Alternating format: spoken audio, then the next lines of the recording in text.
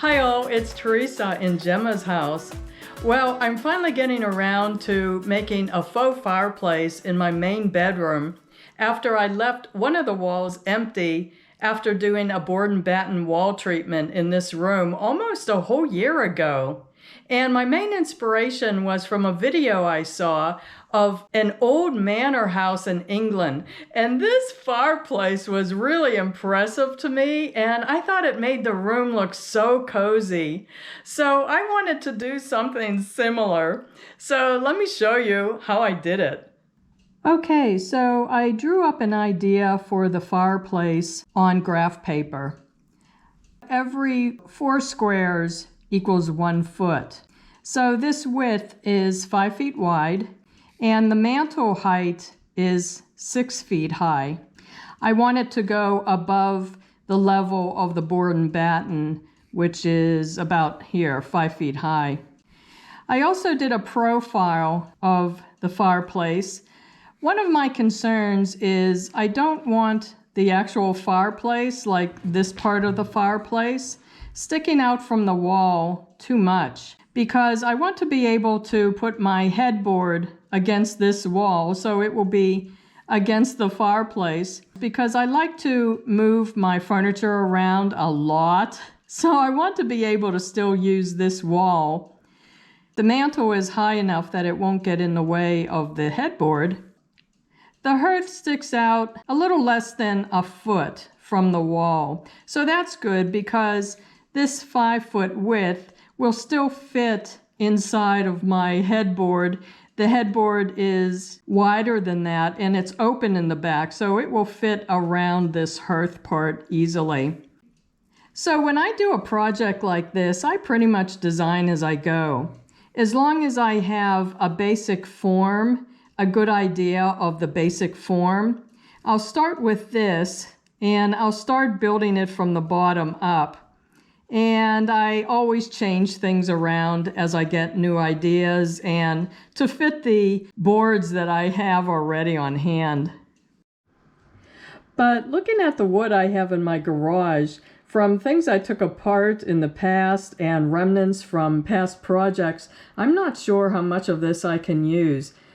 So I went to Habitat for Humanity's Restore and I got this beautiful laminate wood flooring, and I'll use this as a facing for the fireplace.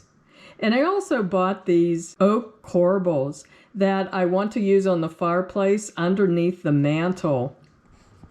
Okay, so I went and got some lumber that I know I'll need. I got 1x2s. They're actually 3/4 high by 1.5 wide. And I got a pine shelf for the top of the mantle. And I got 1/4-inch pine plywood here.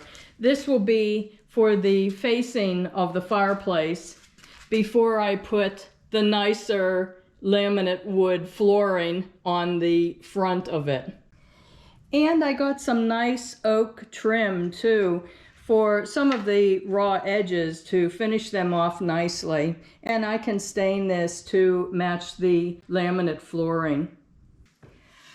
Okay, so I'm going to start building this from the bottom up, and this will be the hearth. It's going to be a raised hearth. And I'll build a frame out of these pieces of wood that I had left over from another project from a long time ago.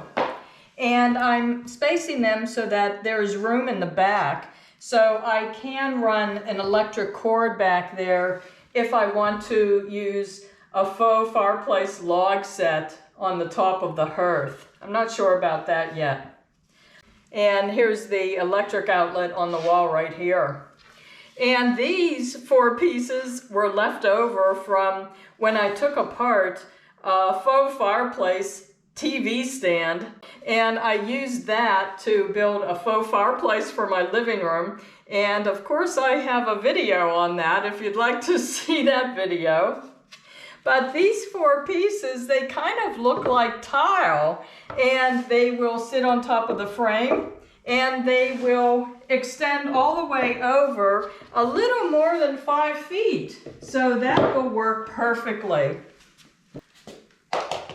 Okay, since I found that these pieces of wood are a little bit warped and they don't come together nicely when I screw them together or nail them together, so I'm just going to glue these remaining pieces together and let them just sit here on the floor level and dry. And as usual, I'm just using this Loctite Power Grab construction adhesive.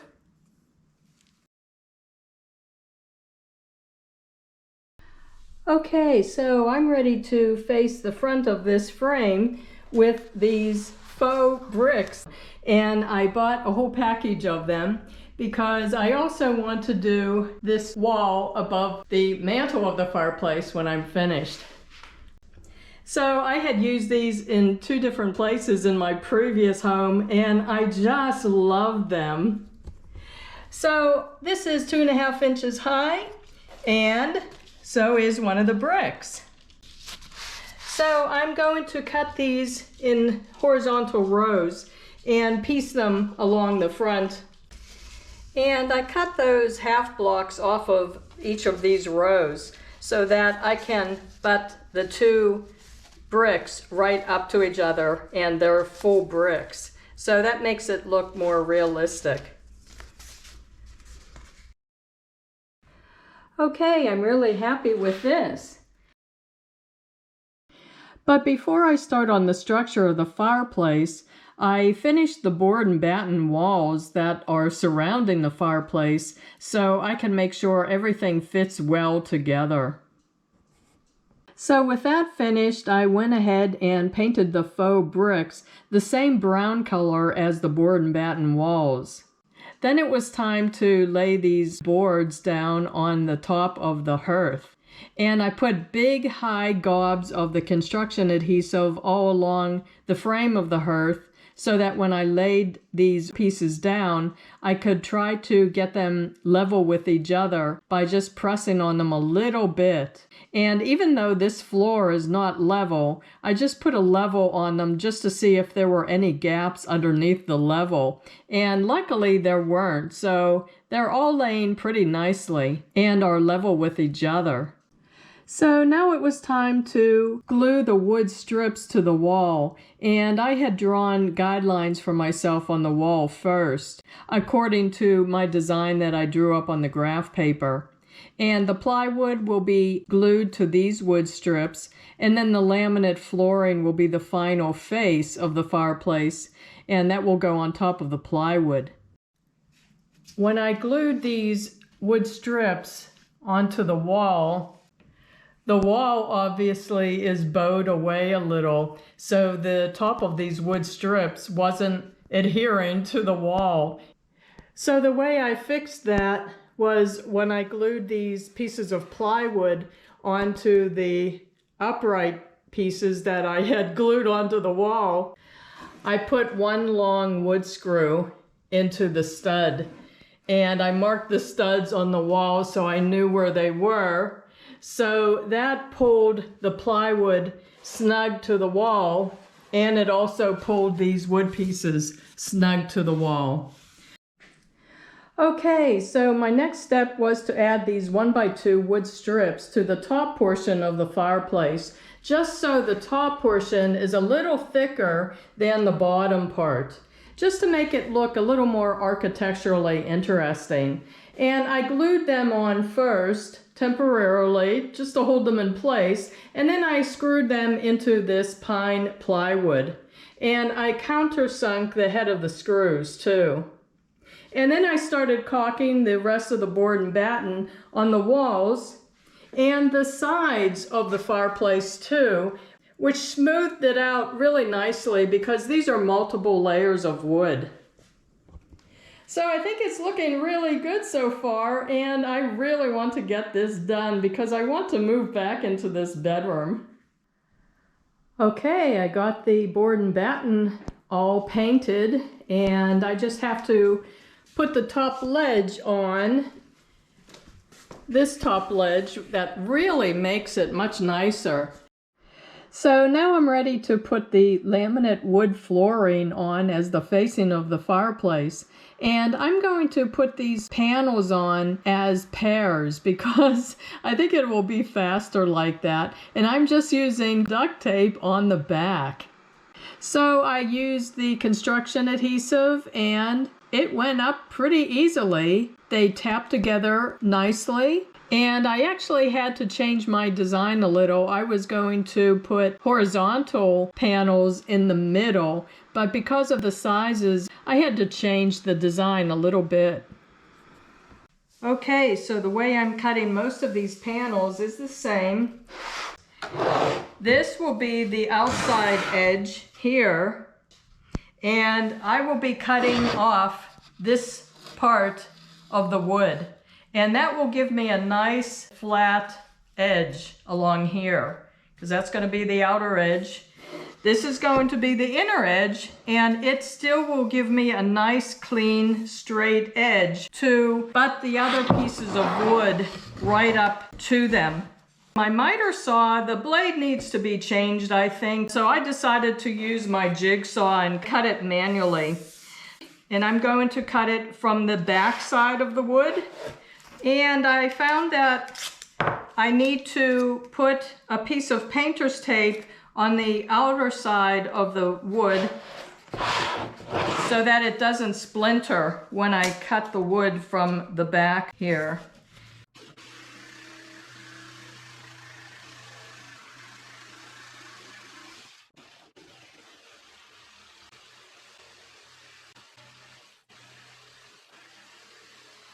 Okay, so that worked well. That gave me a nice smooth edge, and I have nice smooth edges on all four sides.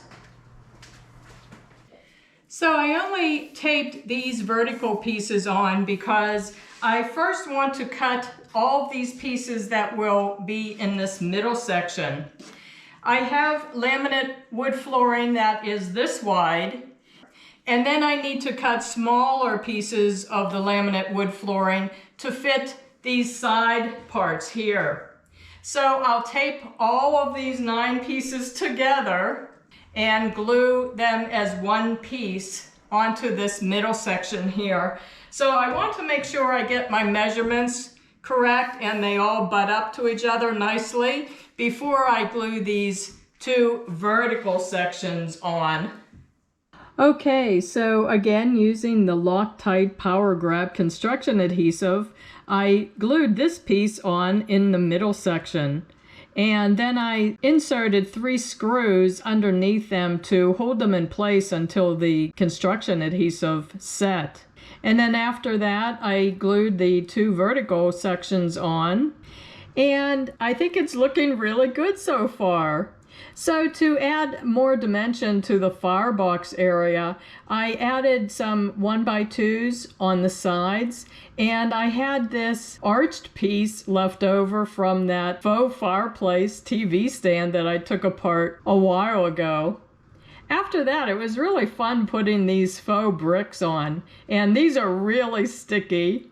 So beforehand, I made sure to draw some guidelines so I was keeping them straight and keeping the vertical joints lined up with each other from row to row too.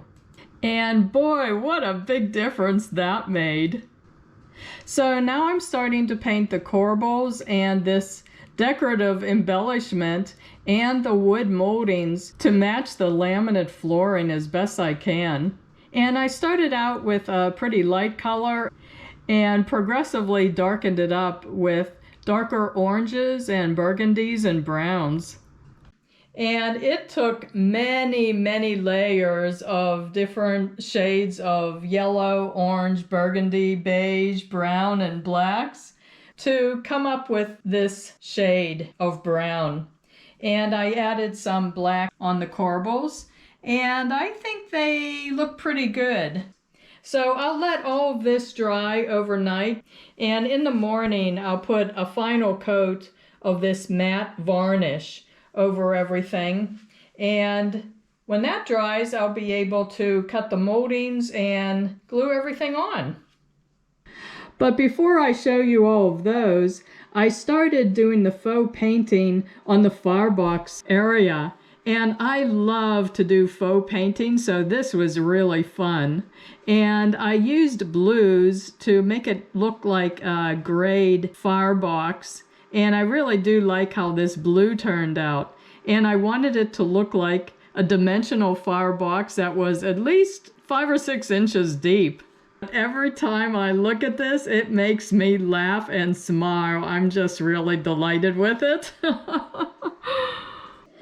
After painting that, I started building the bottom of the mantle, and I used 2 pieces of wood that I had left over from other projects and 1x2 boards for around the edges. And I used both construction adhesive and screws to attach everything, and I countersunk the screws too. This mantle ended up being pretty heavy. So first I put the corbels in, and they're attached by a screw in the back, and I also glued them. And then together my younger daughter and I lifted the mantle into place, and again we used construction adhesive on all of the wood that the mantle would be touching and against the wall too. And I also put 4 long wood screws from the back of the mantle into the studs of the wall. And then my younger daughter continued to add construction adhesive to underneath the mantle, so everything should stay in place and be very secure. So I am really thrilled with how this turned out so far. And I'm also happy that this is all real wood on the front of the fireplace. That laminate wood flooring is real wood on the top layer. And all the moldings and the corbels I added are all real wood too. So I'm really happy about that because I really like working with real wood. I just have a few more things to do. I just have to make the top part of the mantle using the leftover pieces of the wood flooring. And then I want to add the faux bricks above the fireplace. And I'll be doing that in my next video. So hopefully this video gave you some ideas of projects you can do in your own home. And if you like this video, can I ask you to please give it a thumbs up? And can I also ask you to check my main Gemma's House channel page, because I do so many other types of projects. And if you click on the videos tab, you can scroll through the videos and you might see another video that you're interested in watching. So thanks again for watching. I really do appreciate the viewer support. Bye-bye.